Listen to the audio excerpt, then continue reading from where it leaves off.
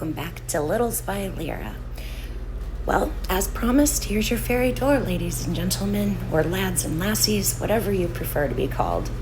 Start by taking 5 of the paint stir sticks that you can get from Home Depot for about $1, and I lay them out in a row.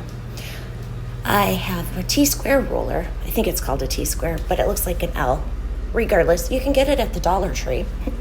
And I use it to line up the popsicle sticks because that's what they look like. They don't look like paint stirrers to me. Anyway, I grabbed some painter's tape because I like to hold my stuff down when I'm trying to get nice lines on it. When I use just my hand, everything tends to shift, it gets out of whack, and it's just a big giant mess. So once I have everything squared up, I take that roller down to the bottom of the sticks and I draw a straight line across the bottom where they begin to curve. I'm going to cut the curved part off. Once I have that line drawn, I'm going to take a plate. Don't you love that chicken plate, guys? My mom got it for me. I love it so much. There's a whole set. They're beautiful. Anyway, I take that plate, I flip it upside down, and I draw a rounded top. This is going to be my cutting lines. Voila. Now grab your miter shears or a pair of scissors. I recommend miter shears for the straight cuts and the scissors for the round cuts. And snip away wherever those lines are. Next, taking that T-square, make sure everything is lined up nice and square again, and put that piece of painter's tape back down over everything so it does not shift yet again. Guys, I apologize if you hear any sniffling. I have year-round allergies and it's no fun, but it is what it is. So, that being said, taking a $1, or actually it's going to be two of the large Dollar Tree popsicle sticks. I'm going to lay them across the larger sticks from side to side, and these are going to be bracers for the fairy door. I just laid it down across the bottom and then marked out where I'm going to need to cut. They should be the same width from the bottom and the top, so I just used that first one to mark off the to mark off what I want to cut. I'm sorry, my brain just fell out again. This is happening more and more. Just bear with me, guys. I promise I'll get smart eventually. Here you see, apparently my sticks weren't the same width, and so I'm just going to trim off that little extra of an overhang. I use the miter shears because, yeah, they're amazing. I love my miter shears. I think they were like $15 at Home Depot. Next, taking some Titebond wood glue, I'm just going to run a bead down the back of the popsicle sticks, smear it out if it's more a blob than a bead, and place it down over top of the big popsicle sticks horizontally. I'll do one up at the top, and then I'll do one down at the bottom. So I have to tell you guys, I am super stoked about this video. I love how this fairy door turned out. It is so pretty. It's got a little bit of shabby chicness. It's whimsical. It's just so pretty. I actually put it in my china cabinet so it would be protected from my psychotic cats. I love it. Here you see I'm just taking some Dollar Tree coasters and putting it down over top of those popsicle sticks while the glue dries. While I'm waiting for the glue to dry, I'm going to get some of these Dollar Tree beads. I'm showing you here the assortment of sizes. I chose the largest size, and taking some Dollar Tree spackle. I'm just going to fill the hole in on the top and on the bottom. The color really doesn't matter unless you're going to go for something super pale. Then try and find a super pale bead, but I've had these for a while and they've pretty much been picked over. Once the spackle dries, I took a little cup, like you get mixed fruit in for kids' lunches, put some ink Waverly chalk paint in there, a little bit of water, shook it around until my bead was thoroughly covered, and placed it on a piece of parchment to dry.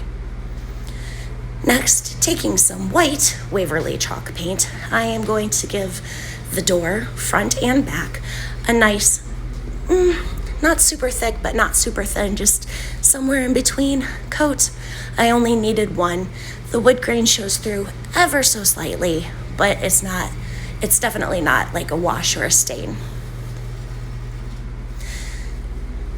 Now, take that little bead that you have painted black, a little bit of hot glue on the bottom, and find placement for your door. Now you have a doorknob.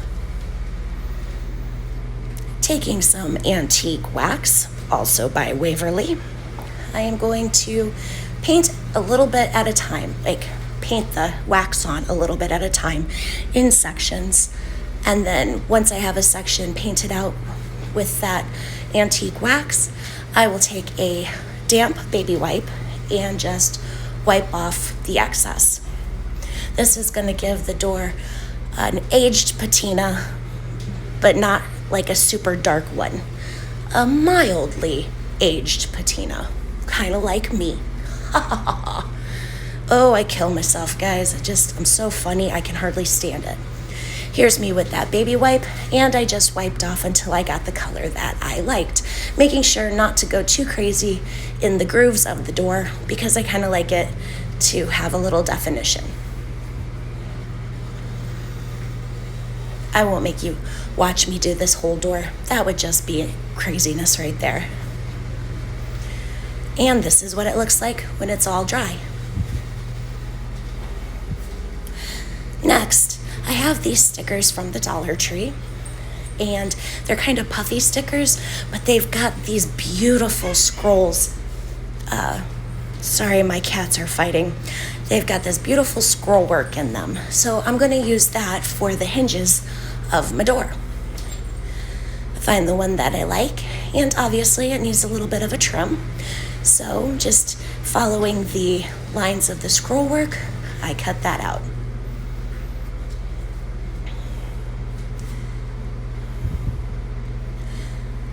Now I'm just going to find a little bit of a placement. These are not super sticky. As you'll see here in a moment, I realize I should probably put some hot glue on there. So I just put a little bit of hot glue on the back of the sticker and then put it back into place. Now you notice I have a little piece hanging over the side. I will trim that off, shown here. Don't throw away that little piece that we just trimmed off. I'll show you. When that's done, I do the bottom as well, and then I grab some silver folk art paint. Oh, that may be gunmetal gray folk art paint, and I just am going to paint the doorknob. I kind of want it to have a shiny-ish sheen. Say that one 5 times fast. That would match with the hinges of the door.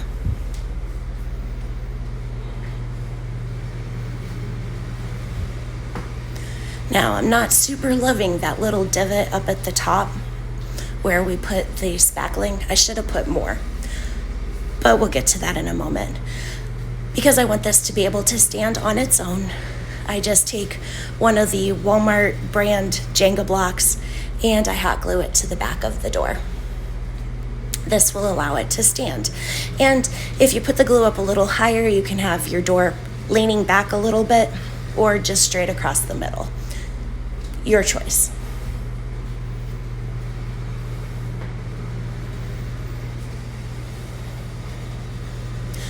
Glue, press, hold, and you're done.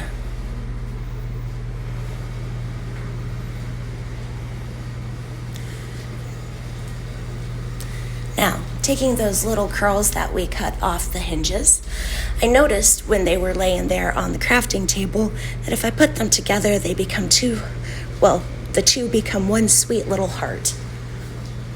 I think it's so sweet and romantic. Yeah, I'm kind of a weenie when it comes to sweet and romantic things. It's kind of who I am. So I put a little hot glue on the doorknob to cover up that little divot, and I put the little heart over the front of the door handle.